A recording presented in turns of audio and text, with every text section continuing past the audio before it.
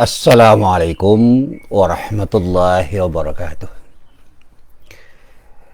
Alhamdulillahilladzi arsala rasulahu bil huda wa dinil haqq liyudhhirahu 'alad dini kullih wa kafa billahi syahida. Asyhadu an la ilaha illallah wahdahu la syarikalah wa asyhadu anna Muhammadan abduhu wa rasuluh. Allahumma salli wa sallim ala nabiyyina Muhammad wa ala alihi wa sahbihi wa man wala. Amma ba'd. Para jamaah yang dirahmati Allah, alhamdulillah pagi ini kita bisa bertemu lagi, dan mudah-mudahan sekali lagi kita berharap pertemuan ini benar-benar menjadi pertemuan yang mendapatkan ridho dari Allah Subhanahu wa taala. Amin.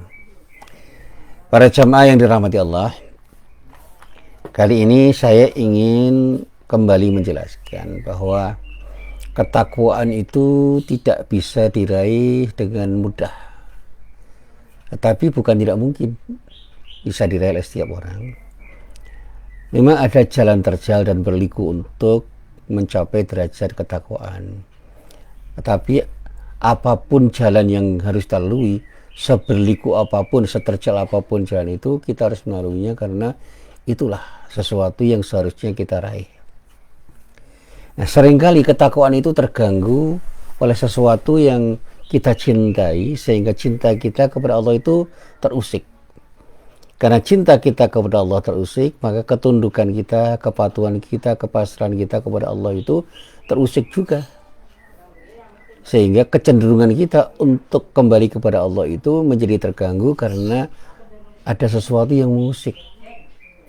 Dan pada saatnya kita lebih condong, lebih cenderung, lebih cinta, lebih tunduk, lebih patuh, lebih pasrah kepada sesuatu yang bukan Allah. Itulah yang membuat ketakwaan kita itu sulit untuk kita gapai, untuk kita capai, untuk kita raih. Tetapi sekali lagi selalu ada tantangan untuk meraih sesuatu yang terbaik, termasuk di dalamnya ketika kita ingin meraih ketakwaan. Salah satunya adalah harta atau materi yang secara umum sangat dicintai oleh umat manusia. Maka hari ini saya ingin sedikit bicara tentang hubungan antara materi dan ketakwaan. Nah, para jamaah yang dirahmati Allah, ternyata di dalam memilih parameter kebahagiaan dan kesuksesan, umat manusia itu secara ekstrim bisa dibagi dalam dua golongan. Golongan yang pertama yang menjadikan ketakwaan sebagai tolak ukur kebahagiaan, sedangkan golongan yang kedua menggunakan materi sebagai tolak ukurnya. Jadi kalau ada orang yang sudah masuk dalam wilayah kedua ini, maka apapun yang dilakukan adalah sesuatu yang bisa mendatangkan materi. Caranya seperti apapun, yang penting materi didapatkan. Sehingga yang namanya korupsi itu terjadi sebagai akibat dari tolak ukur yang digunakan larang itu, yang pada saatnya mereka menganggap kebahagiaan dan kesuksesan itu hanya akan bisa dicapai dengan materi yang sebaik-baiknya, yang sebanyak-banyaknya, yang tidak terukur, karena kata banyak itu menjadi sangat relatif. Sehingga meskipun mereka sudah memiliki banyak materi, mereka merasa tidak cukup. Mereka seperti orang yang haus, yang meminum air yang tidak pernah bisa membuat mereka tidak haus lagi. Sementara orang yang pertama yang menjadikan ketakwaan sebagai tolak ukur, mereka menjadikan materi itu ya sebagai alat saja, sebagaimana orang mengatakan saya akan jadikan wahana materi itu sebagai sesuatu yang akan mendatangkan ketakwaan, dan pada saatnya materi itu hanya sebagai kendaraan, dianggap sebagai wasilah atau perantara untuk mendapatkan ketakwaan yang akan menjadikan mereka bahagia, karena mereka menganggap kesuksesan orang itu ketika mereka mendapat ketakwaan. Nah, mereka yang menjadikan ketakwaan sebagai tolak ukur itu berlandaskan pada keyakinan mereka pada firman-firman Allah dan hadis-hadis Rasulullah yang mereka pahami secara tepat. Misalnya ketika mereka membaca ayat yang terdapat pada surah Al-Hujurat pada ayat 15, menyatakan di dalam ayat itu, A'udzubillahi minasyaitonirrajim. Innamal mu'minuna alladzina amanu billahi wa rasulihi thumma lam yartabu wa jahadu bi amwalihim wa anfusihim fi sabilillah. Ulaika humus shadiqun. Sesungguhnya orang-orang yang beriman itu hanyalah orang-orang yang percaya, yang beriman kepada Allah dan Rasul-Nya. Kemudian mereka tidak ragu-ragu dan mereka berjuang. Mereka berjihad dengan harta dan jiwa mereka pada jalan Allah. Mereka itulah orang-orang yang benar. Artinya benar-benar beriman dan bisa mewujudkan imannya ke dalam amal soleh sehingga mereka mendapatkan sesuatu yang mereka tuju. Mereka percaya betul. Baik rezeki yang berlimpah maupun kekurangan rezeki apapun yang mereka miliki itu adalah merupakan ujian dari Allah untuk mereka ketika mereka ingin membangun ketakwaan kepada Allah. Saya tadi malam bicara tentang bagaimana Nabi Sulaiman itu ketika mendapatkan kekuasaan dan kekayaan justru dia khawatir jangan-jangan kekayaan dan kekuasaan itu akan jadikan dirinya lupa kepada Allah. Sebagaimana Umar pernah menangis ketika mendapatkan ghanimah, harta rampasan perang, karena dia khawatir harta rampasan perang itu akan menjadikan orang itu lupa kepada Allah. Dan banyak orang yang kemudian menangis hanya karena dia itu mendapatkan kenikmatan yang luar biasa, karena dia takut dia tidak bisa bersyukur kepada Allah atas kenikmatan yang telah diberikan oleh Allah kepada mereka. Sebaliknya, ada yang mereka itu yang tersenyum ketika Allah menguji dengan kesulitan-kesulitan yang dihadapi, karena dia yakin dengan ujian itu dia akan selalu dekat kepada Allah dengan apapun yang telah diberikan oleh Allah berupa kesulitan-kesulitan yang mereka hadapi. Dan inilah ujian kesabaran yang diuji cobakan oleh Allah kepada setiap orang. Nah, sementara di dalam surah Al-Anfal ayat 28 Allah berfirman, wa'alamu annama amwalukum wa auladukum fitnah wa annallaha 'indahu ajrun 'adzim. Dan ketahuilah bahwa hartamu dan anak-anakmu itu hanyalah sebagai cobaan, dan sesungguhnya di sisi Allah lah pahala yang besar. Sehingga mereka tidak pernah merasa rugi jika kehilangan apapun. Bahkan ketika memberikan harta, mereka tidak ada masalah. Karena apa? Yang penting harta itu hilang bukan karena apa-apa, tapi karena harta itu diambil kembali oleh yang punya. Siapa? Allah. Jadi ada orang tua yang kehilangan anaknya karena anaknya meninggal. Ya pada saat anaknya meninggal, saat itu dia bersedih, tapi kemudian dia lupa pada kesedihannya karena dia yakin. Inilah cara Allah yang terbaik untuk menguji dirinya sehingga dia kembalikan semuanya pada Allah dengan kalimat istirja, inna lillahi wa inna ilaihi raji'un. Sehingga mereka tidak pernah merasa rugi jika kehilangan materi ataupun berbangga diri jika mendapatkan kelimpahan materi. Nah, sementara Allah juga berfirman di dalam surat Al-Hadid ayat 23, di dalam ayat itu Allah menyatakan likaila ta'saw 'ala ma fatakum wa la tafrahu bima atakum wallahu la yuhibbu kulla muhtalin fakhur. Kami jelaskan yang demikian itu supaya kamu jangan berduka cita terhadap apa yang luput darimu, dan supaya kamu jangan terlalu gembira terhadap apa yang diberikannya kepadamu, dan Allah tidak menyukai setiap orang-orang yang sombong lagi membanggakan diri. Nah, inilah yang harus kita pahami, bahwa apapun yang luput dari diri kita itulah kehendak Allah, takdir Allah. Sudah, kita terima saja. Sementara ketika kita mendapatkan sesuatu dari Allah, itulah takdir Allah yang harus kita syukuri. Dan Allah tidak suka terhadap orang-orang yang sombong lagi membanggakan diri karena mendapatkan sesuatu yang mereka sangka itu adalah bagian dari sesuatu yang luar biasa. Mereka memang tetap berlomba-lomba untuk mengeluarkan tabungan, baik secara sembunyi-sembunyi maupun terang-terangan. Untuk apa? Untuk mereka kembalikan pada Allah dengan sedekahnya, dengan infaknya, dengan zakatnya. Nah, sementara di dalam ayat yang lain ya Allah berfirman, yang firmannya itu berkali-kali saya coba untuk saya baca dengan bacaan yang sederhana itu. Bacaan yang sederhana itu saya coba untuk saya kemukakan dengan bahasa yang sederhana pula, yaitu ketika Allah berfirman di dalam surat Ibrahim ayat 31. Wa qala alladziina kafaru lirusulihim lanukhrijannakum min ardina aw la ta'udunna fi millatina fa auha ilaihim rabbuhum la nuhlikan nadzalimin. Dikatakan orang-orang kafir berkata kepada Rasul masalah mereka, kami sungguh-sungguh akan mengusir kamu dari negeri kami atau kamu kembali kepada agama kami. Maka Tuhan mewahyukan kepada mereka, kami pasti akan membinasakan orang-orang yang zalim itu. Inilah firman Allah yang bisa menjadi perenungan. Sehingga para ulama mengatakan bahwa apapun yang terjadi pada diri kita, jangan kemudian kita banggakan kalau itu menjadi sesuatu yang dibanggakan orang.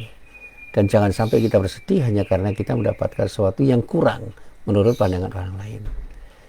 Ketika orang kafir itu berkata pada Rasul-Rasul mereka dengan mengatakan, kami sungguh-sungguh akan mengusir kamu dari negeri kami atau kamu kembali pada agama kami, maka Allah mewahyukan kepada mereka, kami pasti akan membinasakan orang-orang yang zalim itu. Artinya apa?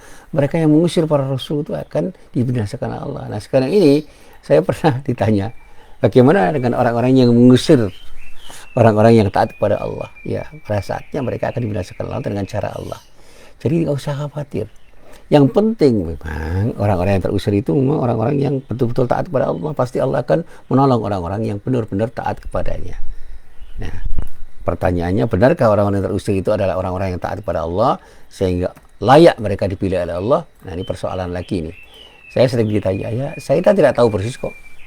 Apakah mereka itu betul-betul orang yang teruji untuk ikhlas berjihad karena Allah sehingga Allah menolong mereka, atau mereka itu berjihad karena ingin dipuji orang? Kita nggak pernah tahu. Allah alam. Tetapi kita berdoa mudah-mudahan Allah selalu beserta orang-orang yang benar-benar taat kepadanya dan betul-betul memberikan sesuatu yang terbaik pada mereka. Sementara orang-orang yang mengganggu aktivitas orang-orang yang taat kepada Allah itu tentu saja akan mendapatkan adab dari Allah karena kezaliman mereka itu. Nah, para jamaah yang dirahmati Allah, keserakahan atau ketamakan itu memang bisa terjadi pada siapapun, utamanya ketika kita mendapatkan sesuatu yang bersifat materi. Sehingga ketika kita bicara Nabi Sulaiman misalnya, Nabi Sulaiman tidak segera berbahagia, tidak gembira ketika mendapatkan kekuasaan dan harta yang melimpah. Justru dia khawatir, jangan-jangan dengan kekuasaan dan harta yang melimpah itu dia lupa kepada Allah yang telah memberikan kenikmatan pada dirinya. Dia kembalikan semua kepada Allah dengan harapan Allah akan memberikan bimbingan pada dirinya untuk bisa bersyukur kepada Allah atas nikmat yang telah diberikan oleh Allah pada dirinya. Sehingga ketika dia menjadi penguasa, menjadi raja, menjadi orang yang dihormati karena kekuasaan dan hartanya, dia tidak sombong, dia tetap bersikap rendah hati, bersikap tawadhu. Nah, ini yang sulit.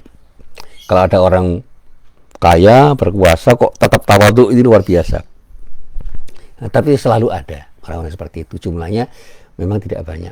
Termasuk cerita-cerita dari teman-teman saya dan juga pengalaman saya. Saya pernah punya guru yang Masya Allah, luar biasa pintarnya.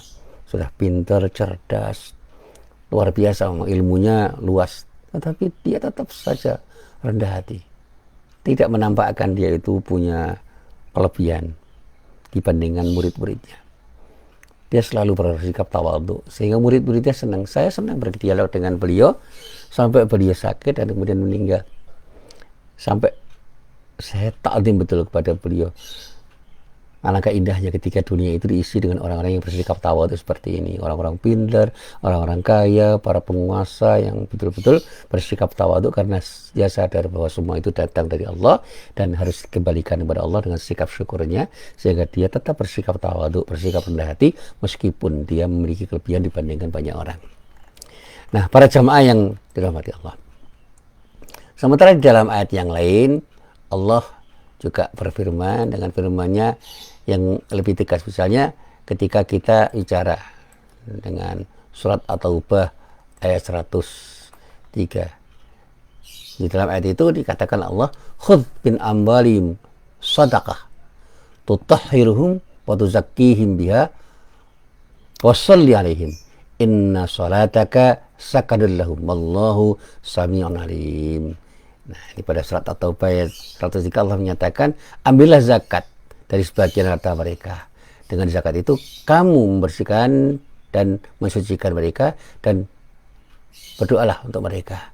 Sesungguhnya doa kamu itu menjadi ketentraman jiwa bagi mereka dan Allah Maha mendengar lagi Maha mengetahui. Nah, para jamaah yang dirahmati Allah, sekali lagi tidak mudah untuk mengeluarkan harta yang kita miliki, karena kadang-kadang kita merasa harta kita itu adalah milik kita, padahal bukan. Itu hanya titipan Allah yang harus dikembalikan pada Allah dengan cara yang bermacam-macam, antara lain berzakat. Nah, mereka memang punya materi, tetapi mereka tidak mencintai materi itu sehingga mereka lupa kepada yang punya materi. Tetapi mereka juga bukan pembenci materi. Bisa jadi mereka termasuk orang-orang yang bisa mendulang kekayaan yang luar biasa, tetapi bagi mereka tidak ada gunanya materi yang berlimpah itu jika dia lupa kepada Allah, sehingga takwa yang ada di hati itu tetap ada. Dan Rasulullah menyatakan dengan sabdanya, ni'mal malus salih lil mar'is salih. Ni'mal malus salih lil mar'is salih. Sebaik-baik harta ialah harta yang soleh yang ada di tangan orang soleh. Nah, ini yang selalu saya sampaikan dalam beberapa pengajian saya. Saya katakan bahwa kita tidak boleh memuji harta, tetapi kita juga jangan pernah mencintai harta dengan kecintaan yang berlebihan. Karena cinta kita terhadap harta yang berlebihan itu bisa jadi membuat kita lupa kepada Allah yang telah memberikan harta itu pada diri kita. Harta itu titipan Allah. Dan ketika harta itu dititipkan oleh Allah pada diri kita, jadikanlah harta itu sebagai alat, sebagai sarana, sebagai wahana, sebagai instrumen untuk mendekatkan diri kita kepada Allah dengan beribadah kepadanya. Nah, sementara ketika orang itu sudah terjebak pada kecintaan mereka pada harta dunia dan seisinya, mereka itu akan menjadikan dunia seisinya sebagai acuan untuk mendapatkan kebahagiaan. Mereka mengatakan sukses itu ya ketika mereka meraih dunia seisinya itu.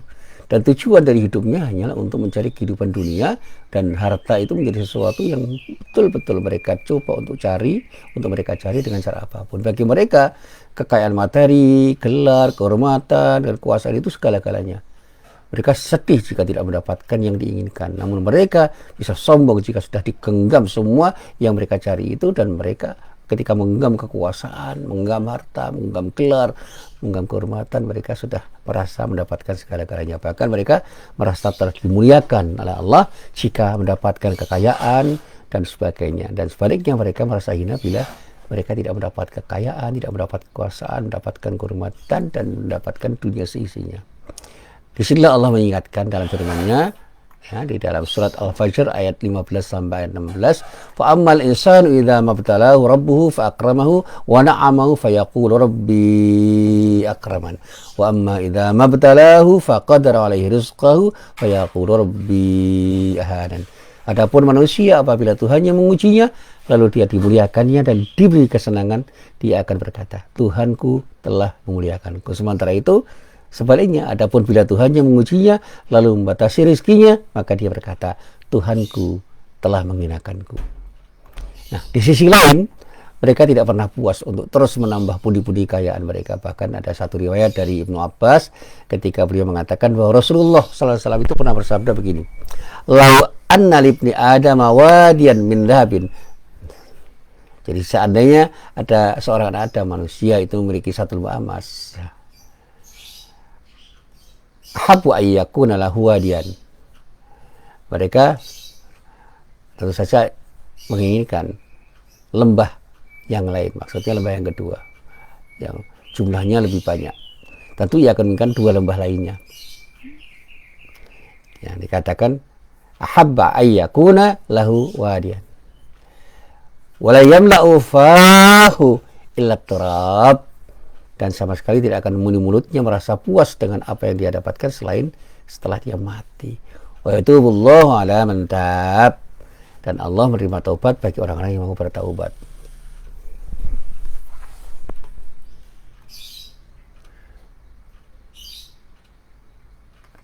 Dan mereka tidak pernah rela untuk mensodakohkan, menginfakkan sebesar pun dari hartanya itu. Bahkan mereka seringkali pelit. Karena begitu dia menguasai pundi-pundi kekayaan yang sebenarnya milik Allah, mereka merasa itu miliknya dan tidak perlu diberikan pada orang lain. Dan di sini Allah mengingatkan di dalam surat Al-Isra ayat 100, "Qul law antum tamlikuna khazaina rahmati rabbi idzal la amsaktum khasyatal infaq wa kana al-insanu qatura." Katakanlah, kalau seandainya kamu menguasai perbendaharaan rahmat Tuhanku, niscaya perbendaharaan itu kamu tahan karena takut membacakannya, dan adalah manusia itu sangat kikir. Nah, kalau orang sudah merasa memiliki harta dan kemudian dia tidak tahu bahwa itu adalah amanah dari Allah, mereka akan sangat kikir. Begitu dia punya harta, dia akan sulit untuk diminta bersedekah, diminta berinfak. Kita beribadah pun mereka menjadikan materi sebagai tolak ukur. Ketika mereka mendapatkan kebaikan dalam bentuk materi, mereka merasa ibadah mereka bermanfaat. Tapi kalau tidak, mereka merasa ibadah mereka sia-sia. Sehingga ada orang yang tanya, untuk apa saya sholat kalau dengan sholat itu saya tetap miskin? Saya akan mau sholat kalau sholat saya itu mendatangkan kekayaan. Nah, kalau dalam bahasa Jawa, wopo jenggang-jengging ning tetap melarat. Artinya, untuk apa kita itu terus beribadah dengan sholat kita, tetapi Allah tidak memberikan sesuatu yang terbaik bagi diri saya karena saya tetap miskin. Nah, ini cara berpikir yang salah. Ibadah itu bukan untuk mencari sesuatu yang bersifat materi, tapi untuk mencari ridha Allah. Ketika Allah ridho, kita akan dimudahkan untuk mendapatkan kenikmatan dunia dan akhirat dengan ridhonya itu. Nah, bahkan di dalam surat Al-Hajj ayat 11 ditegaskan, wa minan nasi may ya'budullaha ala kharfin fa in asabahu khairun itma'anna bih. Dikatakan fa in asabahu khairun itma'anna bih wa in asabatu fitnatun qalaba ala wajhihi khasirad dunya al akhirah dzalika huwal khusranul mubin. Dan di antara mereka ada manusia yang menyembah Allah dengan berada di tepi. Maka jika ia memperoleh kebajikan, tetaplah ia dalam keadaan itu. Dan jika ia ditimpa oleh suatu bencana, berbaliklah ia ke belakang. Rugilah ia di dunia dan akhirat. Yang demikian itu adalah kerugian yang sangat nyata. Nah, para jamaah yang dirahmati Allah, sebagian di antara orang-orang atau manusia itu ada juga yang selalu menghitung-hitung secara matematis infaknya yang berlipat ganda dan berharap kekayaan itu beranak pinak. Sehingga ketika mereka bersedekah, mereka mengharap kembalian dari sedekahnya itu dengan hitungan matematis materi yang dia peroleh itu seharusnya lebih dari apa yang mereka sedekahkan. Itu hitungan-hitungan matematis yang sebenarnya bisa menjebak diri kita ketika bersedekah itu menjadi orang yang tidak ikhlas. Saya respect terhadap seorang mubalik yang mengatakan Allah akan mengembalikan sedekah kita dengan pemberian yang lebih banyak. Tetapi tidak harus kita berpikir pemberian itu dalam bentuk materi. Sehingga hitung-hitungannya kalau saya sedekah 10.000 akan kembali 100.000 dan sebagainya. Itu cara berhitung matematis yang bisa menjebak diri kita, sehingga ketika kita bersedekah itu harapannya adalah kembalian materi lebih banyak dari apa yang kita berikan untuk Allah. Sebenarnya yang perlu kita harapkan itu ridha Allah. Dengan ridha Allah, Allah akan berikan yang terbaik. Mungkin jumlahnya lebih sedikit, tetapi nilainya lebih banyak. Sementara di dalam firman yang lain, di dalam surat At-Taubah ayat 141, Allah berfirman, wa yunfikuna nafaqatan saghiratan wala kabiratan wala yaqta'una wadiyan illa kutiba lahum liyajziyahumullahu ahsana ma kanu ya'malun. Dan mereka tiada menafkahkan suatu nafkah yang kecil dan tidak pula yang besar, dan tidak melintasi suatu lembah, melainkan dituliskan bagi mereka amal soleh pula, karena Allah akan memberi balasan kepada mereka yang lebih baik dari apa yang telah mereka kerjakan. Dan jangan pernah mengalihkan angka-angka itu secara nominal dari apa yang mereka sumbangkan itu. Jadi kalau kita itu menyumbang atau kita bersedekah atau berinfak, jangan dikalikan dengan angka nominal yang kita sumbangkan untuk berharap mendapatkan angka nominal yang lebih banyak. Karena dampaknya pada saat kita tidak mendapatkan kekayaan yang kita harapkan, kita akan merasa tidak sukses, bahkan akan protes pada Allah dan putus asa dari rahmat Allah. Na'udzubillah min dzalik. Nah, kalau kita itu telah punya sebuah pilihan yang tepat, insya Allah Allah akan berikan sesuatu yang tepat. Allah telah memberikan dua pilihan. Apakah mengikuti jalan golongan yang pertama yang mengutamakan ketakwaan sehingga bisa mensyukuri setiap keadaan, atau mengikuti golongan yang kedua yang mengejar kebendaan dunia seisinya sehingga menjerumuskan kita pada kekufuran karena kita selalu mempertuhankan benda-benda itu. Dan sekali lagi saya mengingatkan seperti apa yang difirmankan Allah pada surat Al-Insan ayat 3, inna hadainahu sabila imma syakira wa imma kafura. Sesungguhnya kami Allah telah menunjukkan padanya, pada manusia, jalan yang lurus. Ada yang bisa bersyukur, ada yang bersikap kufur. Artinya apa? Jalan untuk bersyukur itu ada, jalan untuk bersikap kufur ada. Inilah dua jalan itu. Kalau kita ingin bersyukur, Jadilah orang yang selalu bersyukuri nikmat Allah dan mengembalikan nikmat itu kepada Allah dengan cara beribadah yang terbaik. Dan ketika kita itu tidak seperti itu, bisa saja kita terjebak pada sikap kufur karena kita akan menggunakan harta itu seolah-olah harta itu milik kita dan kita lupa pada siapa yang telah memberi harta itu, yaitu Allah yang menguji kita dengan harta, kekayaan, kehormatan, kekuasaan dan apa saja yang kemudian membuat kita bangga pada pemberian Allah itu, tetapi kita lupa kepada siapa yang memberi. Inilah apa yang bisa saya sampaikan, mudah-mudahan bermanfaat. Billahi taufiq wal hidayah. Assalamualaikum warahmatullahi wabarakatuh.